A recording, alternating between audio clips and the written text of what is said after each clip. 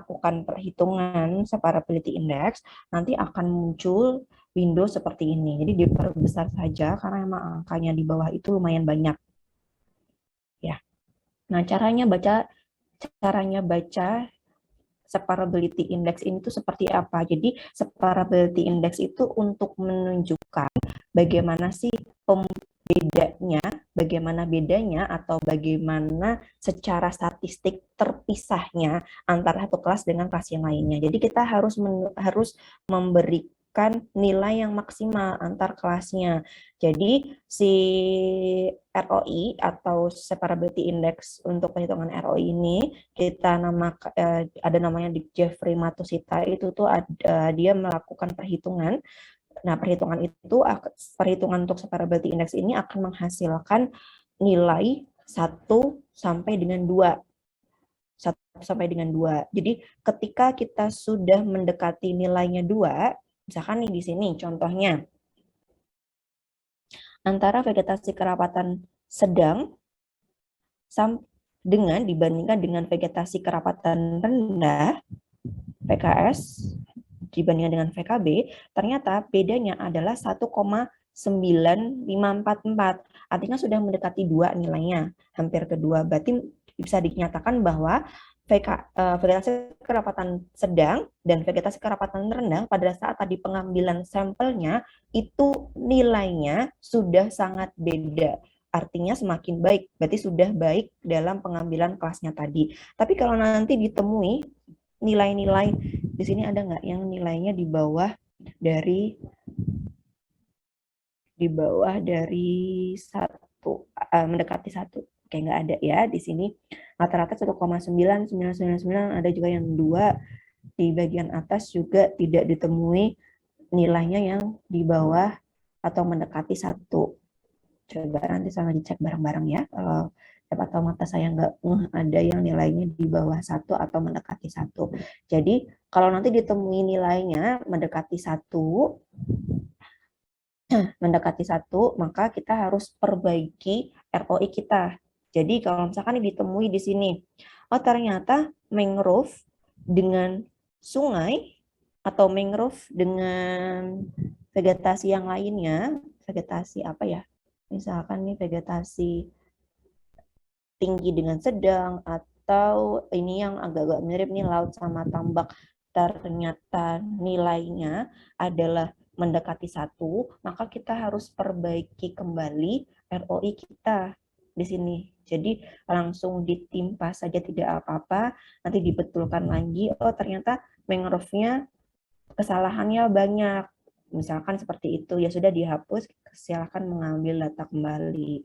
Atau vegetasi kerapatan tinggi itu tuh kok dilihat hasilnya tadi separability index-nya itu malah mendekati dengan objek vegetasi yang lainnya, maka kita perlu memperbaiki dari si vegetasi ini.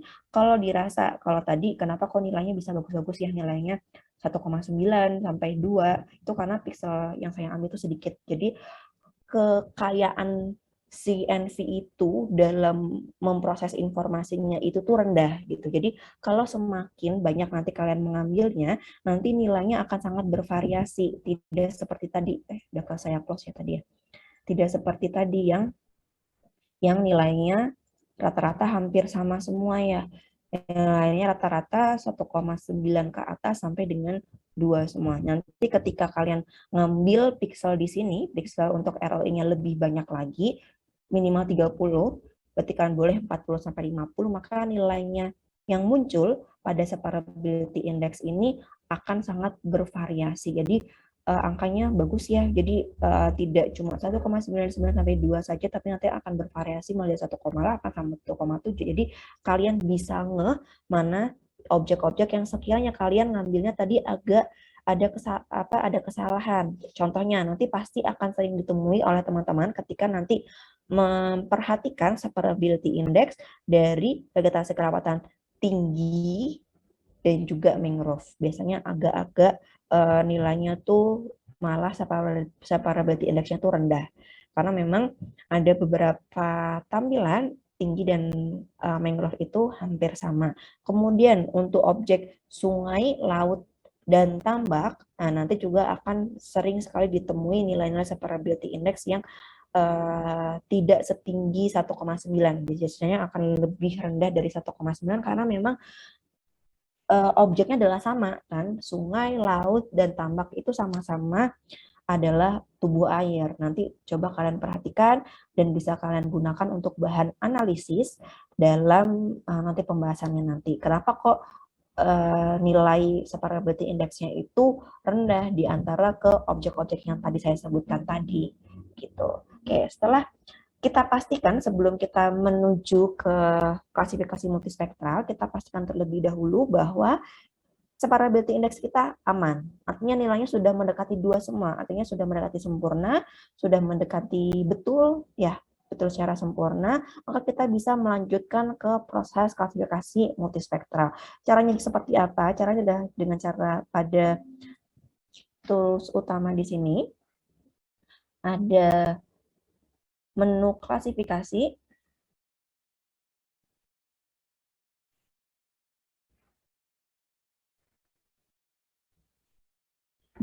klik classification, kemudian di sana ada supervised dan unsupervised. Kita pilih yang supervised terlebih dahulu. Nah, kemudian untuk praktikum di sini, praktikum ini kita hanya tiga algoritma saja yang kita gunakan, yaitu parallel epipet, minimum distance to mean, dan juga maximum likelihood. Ya, di sini saya akan mencontohkan terlebih dahulu ya yang minimum distance to means. Oke, setelah diklik minimum distance to mean, saya akan dipilih citranya, kemudian klik OK. Sebenarnya kita bisa melakukan subset di sini. Cuman kalau subset di sini nanti takutnya nanti ketika kalian misalkan nih sampelnya 1000 kalikan 1000. Nah, tapi posisinya nanti takutnya akan berbeda dari satu algoritma ke algoritma yang lainnya. Gitu ya. Jadi sebaiknya di subset terlebih dahulu sebelum dibandingkan dengan dan mensubset ketika melakukan klasifikasi pada saat proses klasifikasi. Kemudian setelah memilih citranya, kalian bisa klik OK, kemudian memilih semua ROI-nya. Nah, kemudian di sini kita pakai yang single value untuk perhitungan standar deviasi dan juga maksimum distance-nya. Kemudian output result-nya kalian pilih file saja. Nanti di sini kita tinggal inputkan saja minimum nama filenya. Ini saya buat apa ya? Minimum distance to mean. Minimum distance to mean hari Rabu. Karena saya ngampu di beberapa rombel yang lain, takut lupa nanti saya. Maka kita akan memberikan output rule-nya, sebaiknya dipilih iya saja, karena membantu kita untuk memilih atau untuk mengamati hasil dari klasifikasi nanti. Oke, jadi tadi ya, minimum distance to mean rule. Nah, kalau sudah semuanya, silahkan klik OK dan ditunggu prosesnya. Jadi karena saya tidak di subset, jadi tadi lama sekali ya nanti. Nah, ini sudah mulai not responding. Jadi saran saya adalah di subset terlebih dahulu, baru dilakukan pemrosesan. Nah, di subsetnya seberapa besar, itu dipotong seperempatnya. Jadi disisakan 3/4-nya ya. Bentar, sambil nunggu.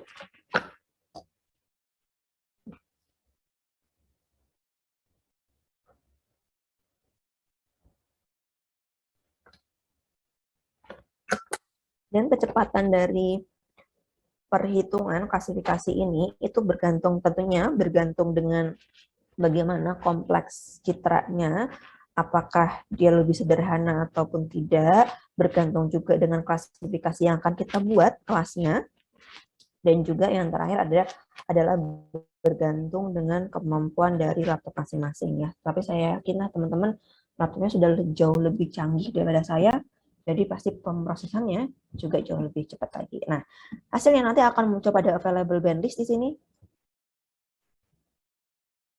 Kita load ya di sini. Nah, kemudian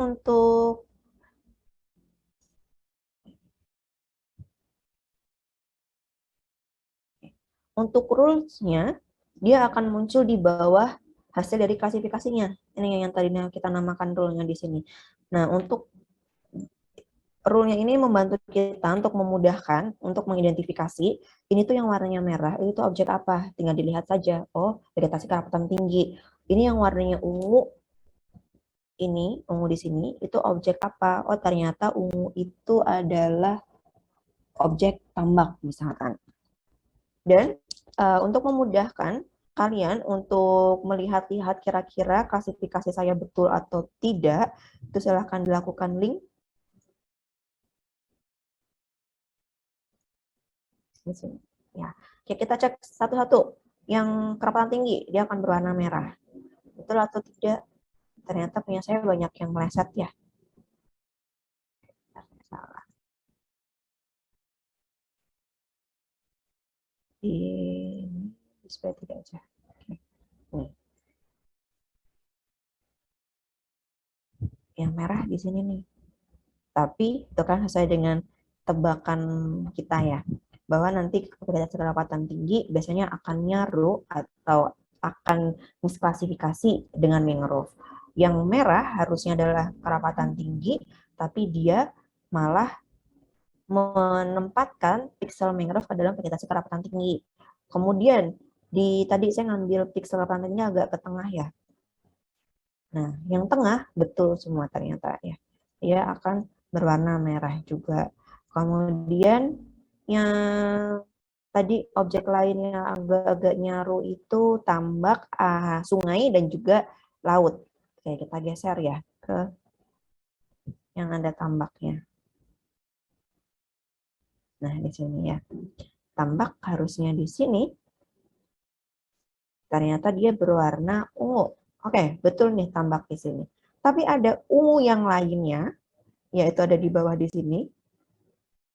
Yang padahal ini adalah seharusnya tubuh air atau laut. Nah, jadi ada beberapa yang misklasifikasi.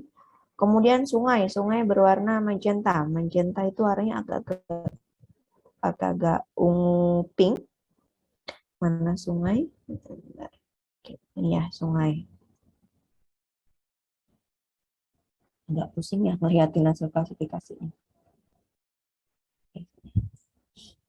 Ya, jadi beberapa ada yang sungainya betul dia berwarna pink atau magenta, tapi ada juga yang beberapa pixel yang berubah menjadi pixel tambak warnanya ungu. Jadi ada beberapa yang misklasifikasi. Nah, bagaimana agar kita tidak misklasifikasinya banyak?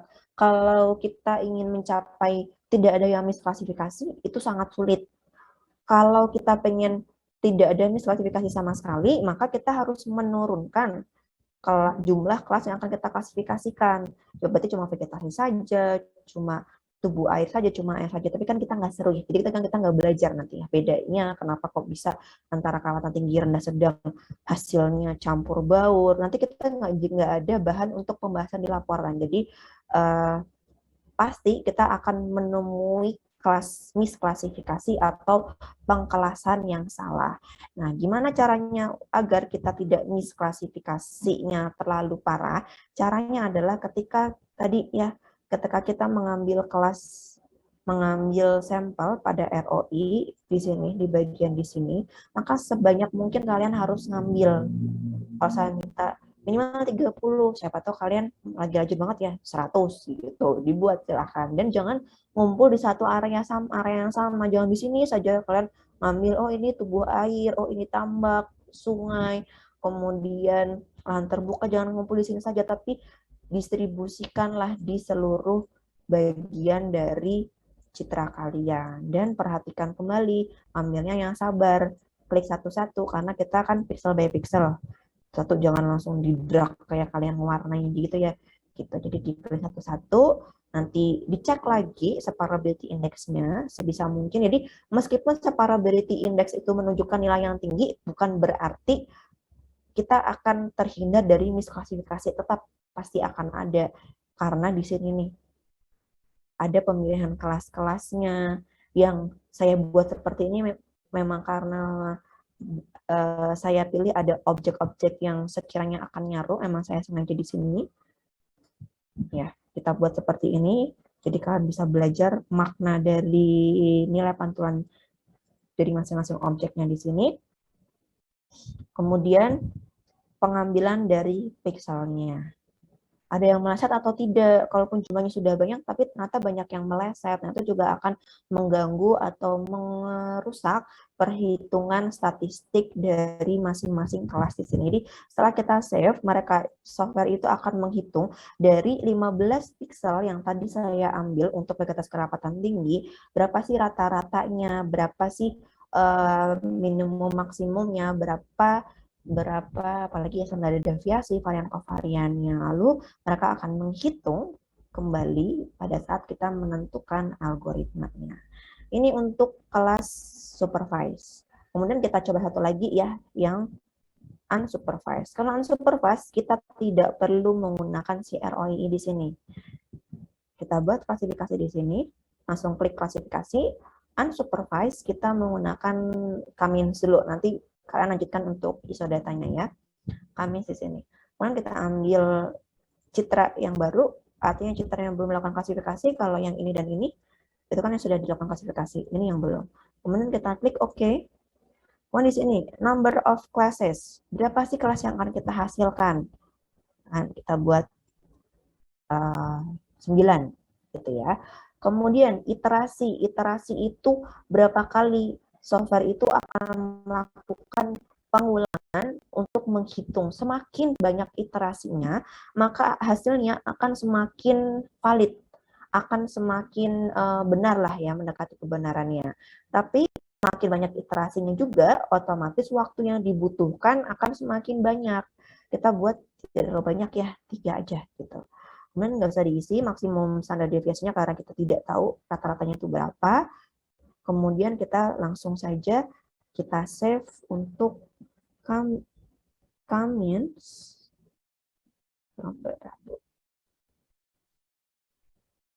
Oke, jadi iterasinya, ini iterasi pertama. Nah, nanti kalau muncul iterasi pertama akan muncul iteration di sini. Ini ya, iteration 1 of 3, 1 dari 3. Sambil nunggu sampai 3, sampai sini ada yang mau ditanyakan, teman-teman? Bu, mau bertanya, Bu. Ya. Bisa tolong ulang itu, Bu, jelasin yang ini yang warna dari available. Warna dari available band list. Ya, itu, Bu, yang ada banyaknya warna-warna itu, Bu. Warna hasil klasifikasinya. Ya, soalnya kan bahas warnanya tuh acak-acak kan dilihat, Bu. Jadi kayak mana cara tahu tadi, Bu. Pas Ibu jelasin saya lagi ngetik-ngetik gitu. Maaf, Bu. Boleh diulangi, Bu. Nah, jadi bentar ini bisa diminimize ya. Oke, bisa diminimize ternyata. Nah, jadi maksud dari warna-warna di sini ini adalah rule. Rule itu ibarat seperti legenda gitu loh kalau kita punya peta. Jadi kalau tadi kalian pada saat memilih klasifikasi di sini, kita nggak bisa ngeklik ya karena tadi kita lagi jalan klasifikasi di bawah tadi. Oke. Ya. Pada saat tadi kalian memilih penyimpanannya, kalau kalian tidak menyimpan rule-nya, maka rule ini tidak akan muncul, maka harus disimpan juga rule-nya. Fungsinya apa? Fungsinya adalah seperti legenda untuk membantu kita untuk membaca sebenarnya warna-warna hasil dari klasifikasi, ini kan yang window 3 ini kan hasil klasifikasi minimum distance yang tadi. Nah, ini maksudnya tuh seperti apa? Coba bayangkan kalau tidak ada rule-nya seperti ini. Kalian bingung ini warna hijau ini apa maksudnya? Sebenarnya bisa sih untuk dibaca lagi di sini.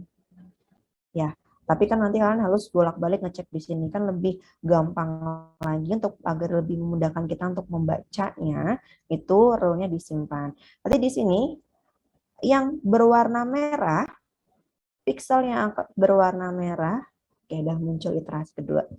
Rule yang berwarna merah, dia adalah objek dengan vegetasi kerapatan tinggi, hasil klasifikasi tadi. Berarti pixel-pixel di sini, ini yang merah-merah di sini, merah di sini, merah di sini, merah di sini, Kok nggak mau geser ya? Apa karena kita lagi ngitung kami yang tadi? Oke, nggak apa. Merah di sini, dan di sini itu adalah objek yang vegetasi kerapatan tinggi. Kemudian berwarna hijau, ini hijau di sini, hijau di sini. Itu adalah vegetasi kerapatan sedang. Biru, biru dia agak nyaru ya, dia di pinggir-pinggir sini nih. Ini biru apa sian ya? Coba nanti kita cek lagi ya kalau iterasinya ini sudah berakhir.